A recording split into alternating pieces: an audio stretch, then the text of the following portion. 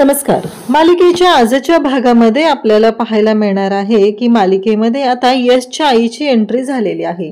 मग एक कोणतरी जी व्यक्ती आहे ती वारंवार यशवर लक्ष ठेवून आहे, ती नक्की व्यक्ती कोण आहे, घरावर लक्ष कोण ठेवतंय हा प्रश्न तर पुढे उभा राहिलेला होता। पण ती व्यक्ती दुसरी तिसरी कोणी नसून यशची खरी आई आहे।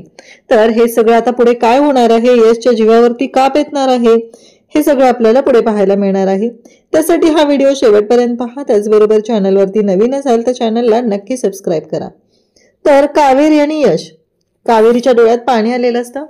यशला लंडनला जायचं आहे आणि कावेरीला खूप वाईट वाटत आहे। कावेरी म्हणते की यश प्लीज जाऊ नका ना तुम्ही। तेव्हा यश म्हणतो की कावेरी खरंच खूप महत्त्वाचं काम आहे आपल्या कंपनीच्या दृष्टीने, त्यामुळे मला जावं लागत आहे, बाकी असं काहीच नाहीये। तेव्हा मात्र कावेरी म्हणत असते पण यश मला ना खूप काळजी वाटते, मला ना वेगळं काहीतरी वाटतंय, मला असं वाटतंय की तुम्ही आज जाऊ नये, असं कावेरी सांगू लागते। तेव्हा मात्र इकडे कावेरी आणि यश म्हणतो ठीक आहे तुम्हाला वाटतंय ना, नाही जात। तेव्हा यश असं म्हटल्यावर कावेरी मग शांत होते। पुन्हा यश म्हणतो की आपल्या बिझनेसच्या दृष्टीने खूप महत्त्वाचं आहे, नाहीतर आपल्या बिझनेसमध्ये खूप मोठं नुकसान होणार आहे, म्हणून मला गावी जावं लागत आहे, लंडनला जावं लागत आहे। कावेरी म्हणत असते पण यश टाळता आलं तर बघा ना तुम्ही, कारण मला खरंच खूप भीती वाटते, आज ना मला असं माझं मन सांगतंय की तुम्ही नाही गेलं पाहिजे, असं म्हणत कावेरी बोलत असते। त्यासोबतच कावेरी यशला घट्ट मिठी मारते, यशला सांगू लागते की माझं मन मला साथ देत नाहीये, मला कळत नाहीये की काय होतंय, कशामुळे होतंय, पण माझं फक्त एकच मन म्हणतंय की तुम्ही नाही गेलं पाहिजे। आता कावेरी आणि यश दोघंही एकमेकांच्या मिठीत असतात। तेव्हा यश म्हणतो तेवढं महत्त्वाचं होतं म्हणून तर मी चाललेलो आहे ना, तेवढं जर महत्त्वाचं नसतं तर नसतो गेलो मी, तुम्हाला माहिती आहे ना। यश म्हणतो की मला सकाळी गुड मॉर्निंग कोण म्हणणार, माझ्याशी कोण बोलणार आहे, माझ्यासाठी हे सगळं जे काही केलं जातंय हे कोण करणार आहे, असं यश इकडे बोलत असतो।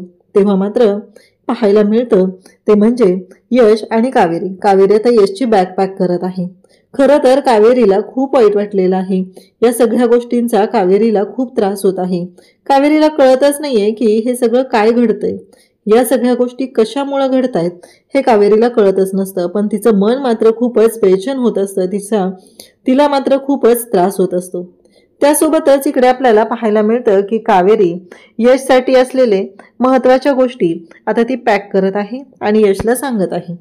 तेव्हा मात्र इकडे यश कावेरीला म्हणतो की काय झालं, कावेरी तरीही अस्वस्थ असते, कावेरीला फक्त त्रास एकाच गोष्टीचा होत असतो, ते म्हणजे हे सगळं काय आहे, या सगळ्याचा अर्थ काय आहे आणि या सगळ्या गोष्टी कशामुळे होत आहेत, याच गोष्टींचा विचार कावेरीच्या डोक्यात सुरू असतो। त्याचबरोबर यश तिला म्हणतो की फक्त 1 महिन्याचा प्रश्न आहे, एकदा का 1 महिना झाला की सगळं व्यवस्थित होईल, काहीच प्रॉब्लेम येणार नाही, असं इकडे यश सांगू लागतो।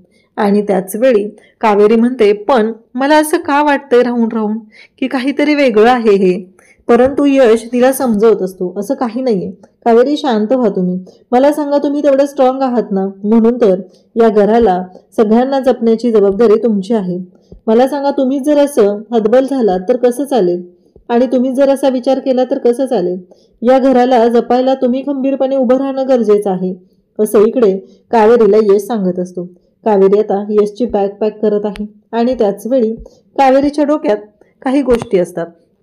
इकडे यश मात्र कावेरीला म्हणतो की हा कुर्ता नाही तुम्ही टाकला नाहीये ना म्हणून विचारलं। तेव्हा यशला कावेरी सांगू लागते की हा कुर्ता ना तुमच्या आवडीचा आहे ना, तुमचा लकी कुर्ता आहे ना हा, म्हणून म्हणलं, बाकी काही नाहीये। तेव्हा यश म्हणतो की ठीक आहे, राहू दे तुमच्याजवळ, माझी आठवण म्हणून, असं म्हणत तो जो लकी कुर्ता आहे तो यश कावेरीच्या हातामध्ये देत आहे। आणि त्याच वेळी आपल्याला पाहायला मिळतं की जेव्हा हे सगळं घडत असतं तेव्हा मात्र यश आणि कावेरी दोघंही एकमेकांसोबत बोलत आहेत, एकमेकांशी आपले सुखदुःख शेअर करत आहेत। कावेरीचं मन मात्र तयार होत नव्हतं, पण आता या सगळ्या गोष्टींसाठी तिच्या मनाने तेवढी तयारी दाखवलेली असते। इकडे कावेरी आणि यश दोघंही बोलत आहेत। यश म्हणतो काळजी करू नका, काहीही झालं तरीही माझं मन हे तुमच्या जवळच असणार आहे, काही झालं तरीही ते तुमच्यापासून कधीच दूर होणार नाही। हे सगळं दोघांचं बोलणं चालू असतं, यातूनच आपल्याला स्पष्ट होतं की काहीतरी असं घटित घडणार आहे, म्हणूनच इकडे कावेरी आणि यश यांच्या बाबतीत हे सगळं असं घडत आहे। यशने कावेरीला घट्ट मिठीत घेतलेलं आहे, दोघंही खूप रडत आहेत। त्यानंतर यश आणि कावेरी बॅग घेऊन बाहेर येतात आणि कावेरी म्हणत असते की यश, तुम्ही आलात ना की मला सगळं खरं सत्य सांगायचं आहे आणि मग आपण लग्न करूया, जे घडलेलं होतं ते सगळं मला सांगूया, असं त्यांचं ठरलंय. इकडे यश आणि कावेरी आता दोघंही आलेले आहेत. मा म्हणत असते की यश, बघणार रे, नाही गेलं तर नाही चालणार का रे, माझं मन असं म्हणतंय मला की तू आज जाऊ नये. तेव्हा मात्र इकडे यश म्हणत असतो की पण का, असं का होतंय, मला कळेल का. तेव्हा मा म्हणत असते की नाही माहिती मला, पण माझं मन तयार होत नाहीये. उदय सगळेजण तिथं असतात. तेव्हा मात्र इकडे यशच्या बाबतीत ज्या गोष्टी घडत असतात त्यामुळं हे सगळं घडत असतं. सगळ्यांनाच काळजी वाटत असते की अचानक हे सगळं काय होऊन बसलंय, हा मोठा प्रश्न उभा राहिलेला असतो. त्यासोबतच जेव्हा हे सगळं चालू आहे तेव्हा यश माला नमस्कार करतो. मा त्याला मिठीत घेते. दोघेही भाऊक झालेले असतात. आता आनंदाने यशला इकडे लंडन वारीसाठी पाठवायचं एवढंच ठरलेलं असतं. मग मातला नमस्कार झाल्यावर यश काकूजवळ येतो आणि काकूला नमस्कार करतो. काकू म्हणते की काळजी घे बाळा, लवकर ये, असं काकूही आशीर्वाद देते. त्यानंतर तेवढ्यातच विद्या तिथं आलेली असते. विद्याकडे पाहून यश म्हणत असतो की विद्यावहिनी, असं नाराज नाही व्हायचं, तुम्ही आणि कावेरी आहात ना, म्हणून तुमच्यावरती ही सगळी मी जबाबदारी सोडून जातोय, माहिती ना. तेव्हा विद्या ही थोडीशी नाराज असते. विद्या म्हणते की यश भाऊजी, तुम्हाला तिळाची चटणी खूप आवडते ना, म्हणून मी खास तुमच्यासाठी तिळाची चटणी बनवली, असं म्हणत ती येते आणि ती बनवलेली तिळाची चटणी जी आहे ती यशला देते.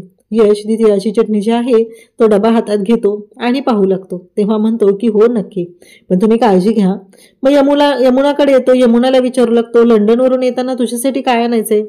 तेव्हा मात्र यमुना म्हणत असते की नाही, काही नको, तू लवकर ये. तेव्हा यमुना त्याचबरोबर मा सगळेजण असतात. मग यश यमुनालाही मिठीत घेतो आणि मग यश निघालेला असतो. उदयदादा तिथं असतो. उदयदादाला भेटतो, कारण उदयदादा हा त्याच्यासाठी खूप जवळच आहे. मग उदयदादाला तो म्हणतो की दादा, काळजी घ्या स्वतःची, असं म्हणत तो उदयदादालाही तिथे सांगत आहे. तेव्हा मात्र सगळेजण तिथं असतात. अमृताला मात्र खूप हसू येत असतं, म्हणजेच यामागे अमृताचा तर काही हात नाही ना, हे क्लिअर होत आहे. तर यश कावेरीकडे पाहतो. कावेरीला असं वाटतच नाहीये की खरं तर यशने गेलं पाहिजे. तेव्हा मात्र यश कावेरीकडे पाहत असतो. कावेरी हतबल झालेली असते. तिच्या पुढे आता कोणताच मार्ग नसतो आणि म्हणूनच तिला प्रश्न पडलेला असतो.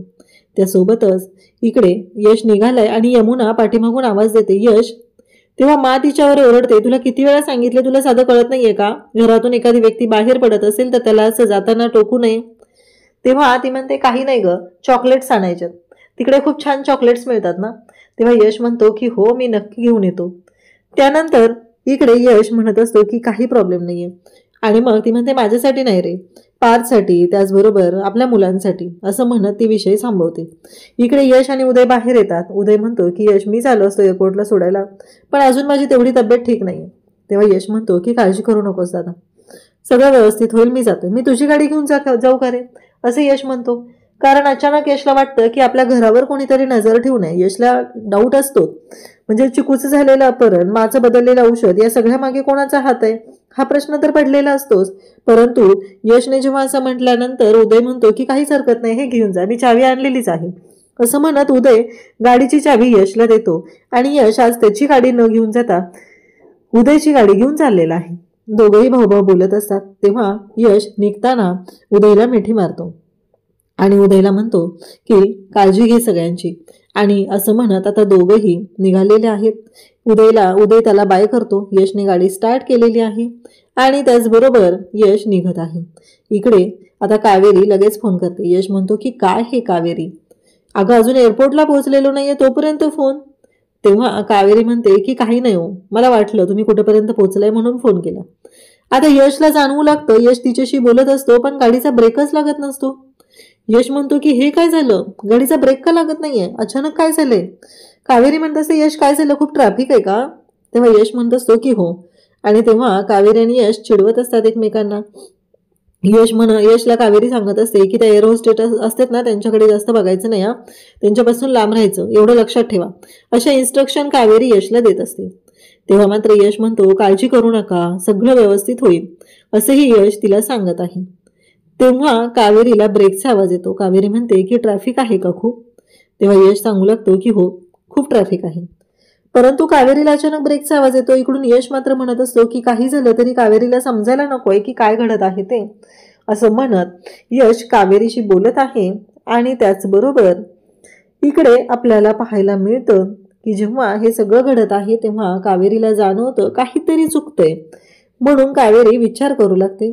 यश मात्र गाडी कंट्रोल करण्याचा प्रयत्न करत असतो, पण गाडी काही केल्या कंट्रोल होत नसते. इकडे कावेरीला जोरात आय लव्ह यू म्हणत यशने फोन ठेवलेला असतो. कावेरी मात्र विचार करत असते की अचानक काय झालं, आणि यश मात्र इकडे कोसळलेला असतो. त्याचा ॲक्सिडेंट झालेला असतो.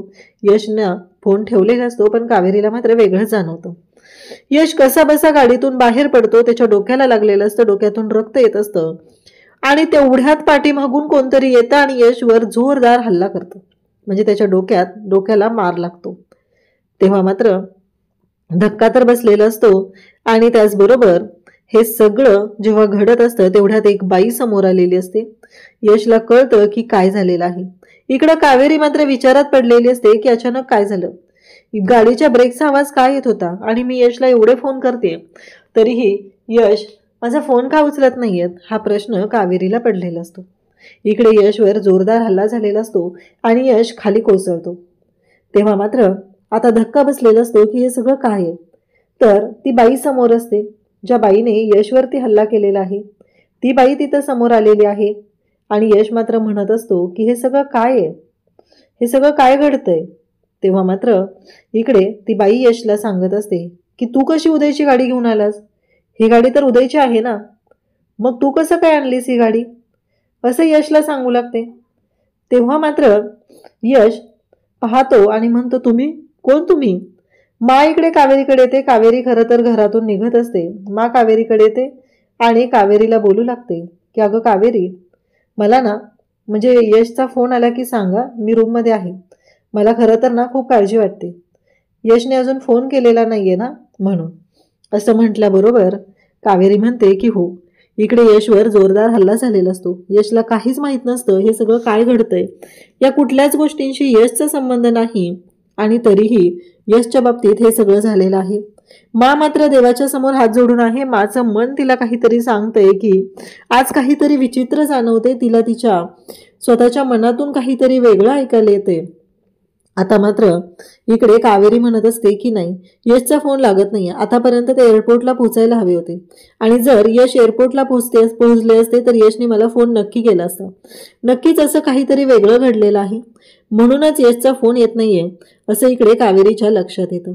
आणि मग कावेरी आता फोनवर फोन लावत असते. तिच्या लक्षात येतं. मग ती मोहितला फोन करते. ती म्हणते की एकदा मोहित जिजूंशी मी बोलून घेते, म्हणजे मला क्लिअर होईल की काय झाले. मग ती विचारते यशच्या गाडीचा नंबर कोणता आहे. तो दिला जातो. तेवढ्यात उदय तिथे येतो आणि उदय म्हणतो की कावेरी काय झालंय, तू यशच्या गाडीचा नंबर कोणाला देतेस. तेव्हा कावेरी काहीच नाही बोलत. इकडे मात्र आपल्याला पाहायला मिळतं की यशवर हल्ला झालेला असतो. तेव्हा त्या बाईला कळतं की त्या गाडीमध्ये उदय नसून यश होता आणि आपण यशवरच हल्ला केलेला आहे.